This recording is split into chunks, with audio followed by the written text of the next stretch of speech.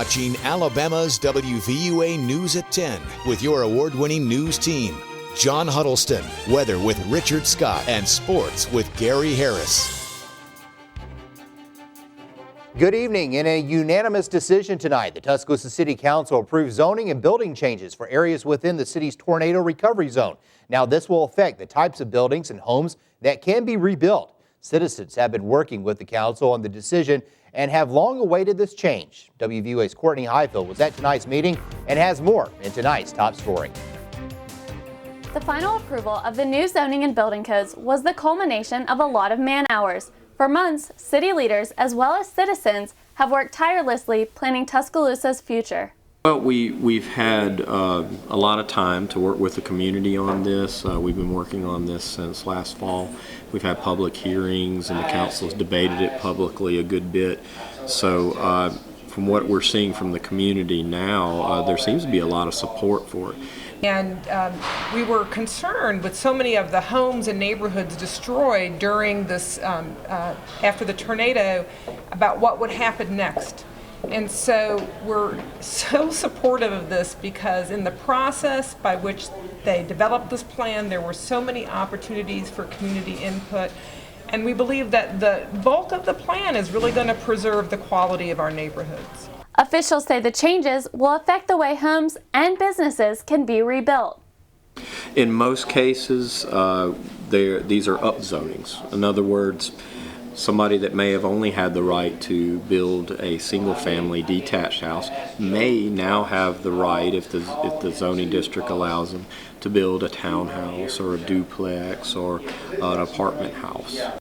And most residents in these areas agree these changes are for the best. We think that it's really going to help have buildings come in, new homes come in that are consistent with what's already there. Officials say after the advertising process is over, which is roughly 1 week, these changes will be law, and they will start administering the new codes. Reporting in Tuscaloosa, Courtney Highfield, WVUA News. And the zoning changes will take effect June 1st. Also tonight, Mayor Walt Maddox proposed a disaster recovery plan to the City Council on how a $16.6 million recovery grant will be distributed. Now, the recommendation aligns with the Tuscaloosa Forward Plan. Mayor Maddox says with Tuscaloosa suffering $200 million worth of damage, the budget will go to what projects will be most useful. Projects that are high on the list are Alberta revitalization, 10th Avenue revitalization, and a commercial revolving loan program. Our recommendation today is to take the 16.6 and use it as leverage. That means trying to get a multiplying effect in any of the projects that we selected. The city is still working on a process for residents to apply for the grant. And the city of Tuscaloosa and Central Church of Christ are teaming up to expand the plans for a city walk in Tuscaloosa. Now, the council approved project plans for the path to stretch an additional 6 miles and cross Central Church of Christ on Hargrove Road. The total price tag for the project, $250,000 to $300,000, and it will have the same standards as the Riverwalk on Jack Warner Parkway. Mayor Walt Maddox says it's a perfect time to start the project as Central Church of Christ begins to rebuild. We're able to take property that otherwise would not be developed or could not be developed and turning it into something useful for our communities. Maddox says he hopes the City Walk will serve as a place for residents to relax and reflect. Well, is the rest of the week going to be a good time to get out there and rest and relax and enjoy the weather? Let's get a first check on Alabama's home team forecast. Here's Chief Meteorologist Richard Scott. Hey, Richard. Hey, John, good Tuesday evening to you. Temperature's very nice tonight, so if you got those plans out and about, not that bad. Low humidity around 67 to Tuscaloosa, 60. One of the cool spots over at Haleyville, all of us will fall down to the 50s tonight. Southeast satellite radar composite, not much happening across the area. We do have that upper level low moving off towards our east, and that's going to take on the rain and clouds with it. So our Wednesday looking nice. 68 degrees by 9 o'clock in the morning. Hey, it does heat up though. 4 o'clock, 87. Some spots could hit 90. But with low dew point temperatures, it's going to feel nice for our Wednesday. A good supply of sun despite those temperatures in the upper 80s. Less humid weather, not so bad, but the heat does really crank up later in the week. Your forecast is coming up.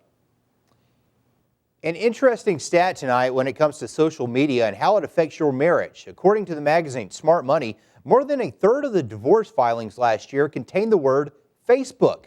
Bradley Whittington with more tonight on how the posting frenzy can land you in marital disarray.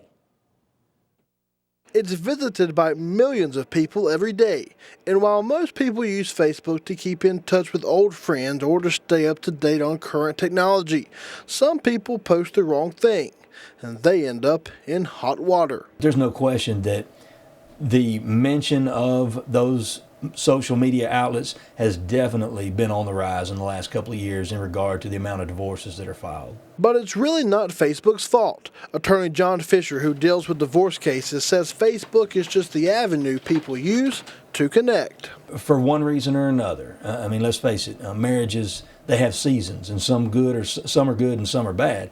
And when you're in the middle of a downturn, sometimes your mind can be deceived into thinking other things, and social media has just made it so easy for you to pursue what you perceive to be the greener grass on the other side. It's drama. Some people don't care what they put on. They don't care. And ultimately, that's what will get you in trouble, because what you post can also serve as evidence. People can track what you're doing. I mean, people put the most insane personal information about what they're doing here and now, and a lot of times that information should not be published when you're going through the middle of a divorce, and it often can be used and is used against one party or the other. What's important to remember when it comes to Facebook is that once something is posted, it then becomes public. And even if you delete it, that doesn't always mean it's gone.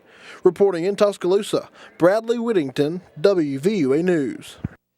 According to the American Academy of Matrimonial Lawyers, over 80% of U.S. divorce attorneys say that they've seen a rise in the number of cases involving social networking. Well, maybe you saw some motorcycles in Tuscaloosa today. If you did, that's because hundreds of Vietnam veterans from California came roaring into T-Town. It was all part of the Run for the Wall. It's a yearly journey for Vietnam veterans who ride from San Diego to the Vietnam Veterans Memorial in Washington. About 600 riders stopped by the Tuscaloosa VA Medical Center to visit patients. It's just another way they live out their motto, "We ride for those who can't." 7 years ago, I just did the ride to make the ride. I stopped here in Tuscaloosa and I went upstairs and I met a young Marine, younger than me anyway, and started calling him brother and asking if I could help him. He said, "You really want to help?" And I said, "Yes." And he said, "My mom's dead, my dad's dead, I'm eating the same stuff every day." He said, "Brother, please take me home." And I lost it right there, and I've been back every year. The veterans traveled to the wall in memory of those who died and in support of those who are still prisoners of war and missing in action. This is the 12th year in a row that they have stopped by the Tuscaloosa VA on their trip.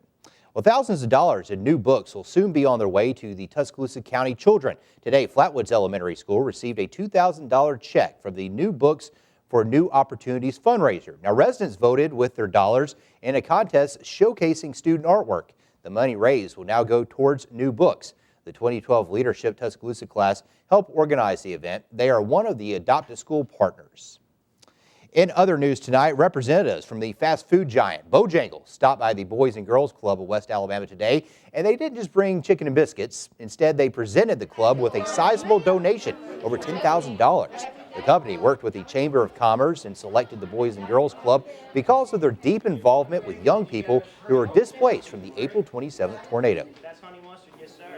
We chose from a group, from a list of eligible charities, and the Boys and Girls Club, What a Better Place. You got the young people, the future of this community, and it's a chance for us to kind of pass along our values as a brand to these young people here. The Boys and Girls Club has not decided what they'll use the donation for, but you can be assured it will be well spent. Well, today marks a 1-year mark since the deadly tornado that ripped through Joplin, Missouri. The city is calling it a day of unity. Mary Ellen Hopkins reports. The powerful tornado, packing winds of more than 200 miles